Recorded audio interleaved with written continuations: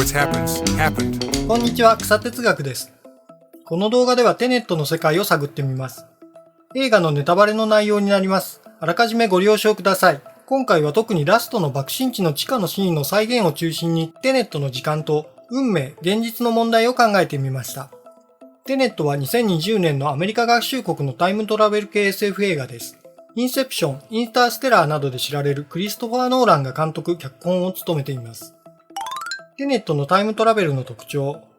テネットのタイムトラベルには他のタイムトラベル系映画とは大きく違う特徴があります。それはリアルタイムでの時間の逆行です。多くのタイムトラベル系映画は一瞬で過去や未来に到達します。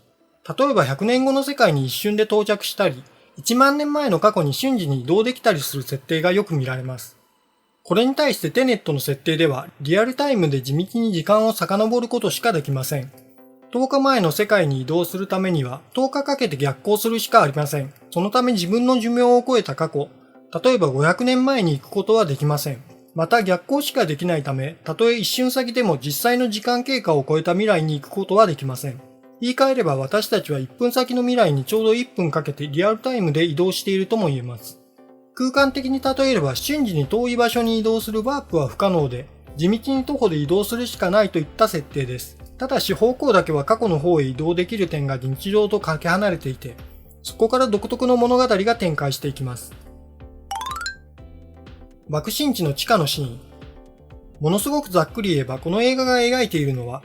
地球上のすべての生物を絶滅させようとする未来人の計画に協力しているロシア人セーターと、世界を救おうとする謎の組織テネットが繰り広げるアルゴリズムと呼ばれる世界の命運を握る装置の争奪戦です。この映画の主人公は主人公とだけクレジットされる名もない男。主人公は物語前半でテネットの一員となり、彼の相棒となるニールに出会います。物語のラストの爆心地の地下のシーンでテネットの逆行タイムトラベルがプロットの重要な役割を担っています。舞台となるのはロシアのスタルスク12という地図にない放棄された都市。この地でセーターとテネットが世界丸ごとの時間を逆行させる装置、アルゴリズムをめぐって最終決戦します。それぞれが順行と逆行に分かれたテネットとセーターの部隊が戦う時間的挟み撃ち作戦の戦闘シーンは見ている者を混乱させます。この作戦で主人公は順行する赤色の腕章をつけたレッドチーム、ニールは逆行する青色の腕章をつけたブルーチームに配属されます。この映画の全体で赤は順行、青は逆行を象徴しています。ニールはまず逆行状態でこの10分間の作戦の終了時点、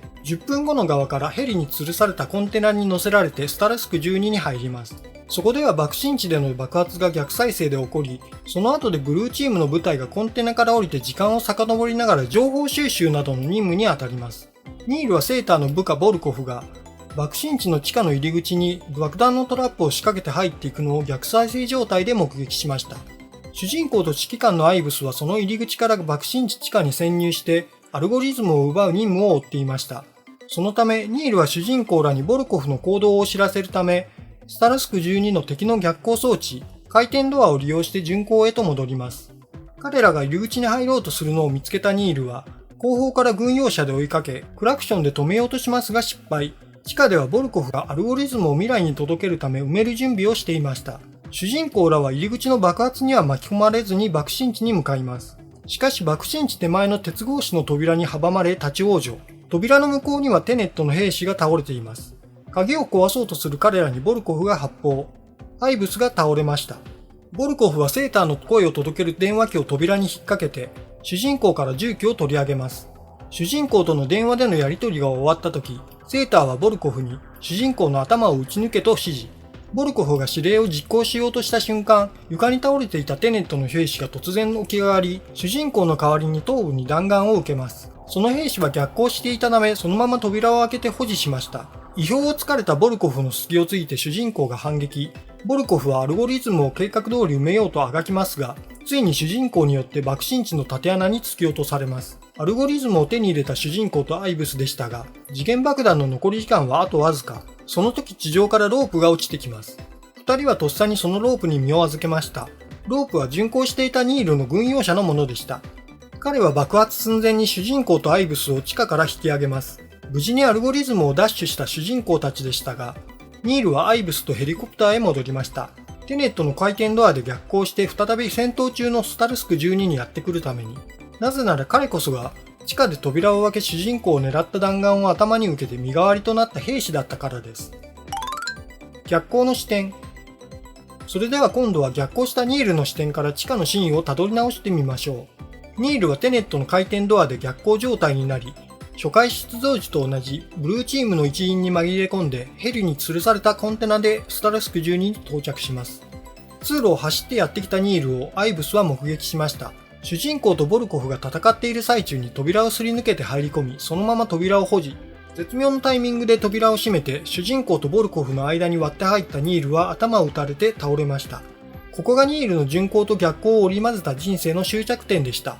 ここからは仮説ですが、ニールの遺体はテネットのクリーンアップ部隊が手厚く葬ったのではないかと思われます。もしそうでなく放置されたとしたら、いつから遺体があったのかが非常に不自然になります。爆心地の施設が建設されてから徐々に遺体が逆再生で現れたとしたら、人々が気がつかないはずがありません。もしそういった人に移動されてしまえば、ニールは肝心の時点で扉のそばに居合わせることができなくなります。これは冒頭のオペラ劇場の逆光の弾丸がいつから座席の下に埋まっていたのかという問題にもつながり、いろいろ考えると面白い点です。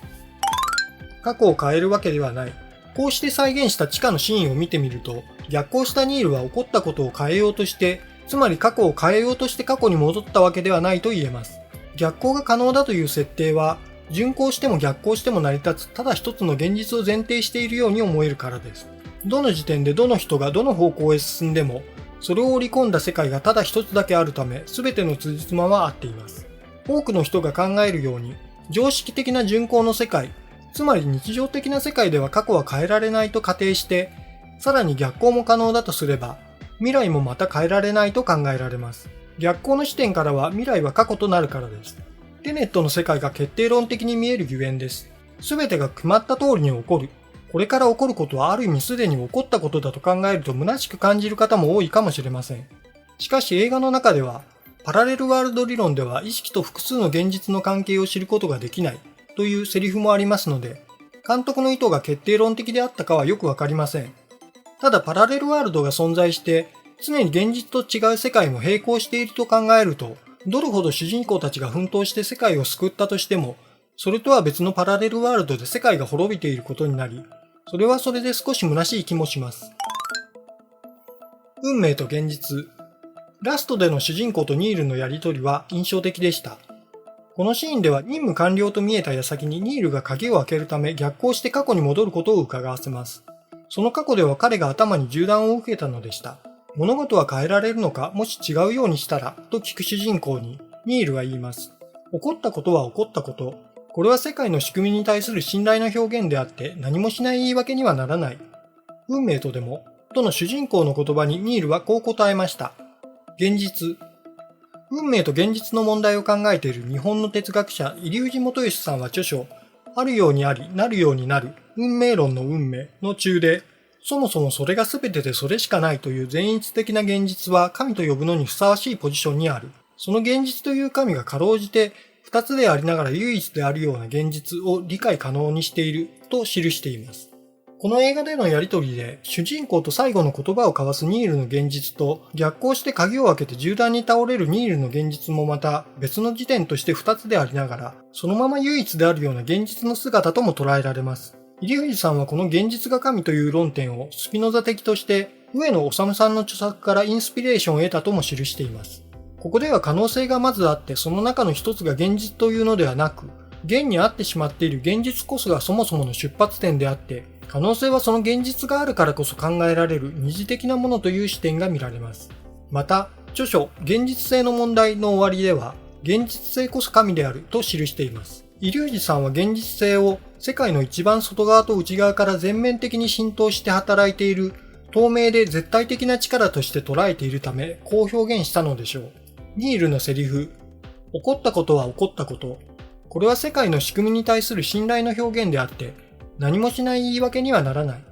は、現実という神への信頼の言葉とも受け取れます。このチャンネルでは哲学っぽいトピックの動画を配信しています。よろしければチャンネル登録していただければ嬉しいです。それではご視聴ありがとうございました。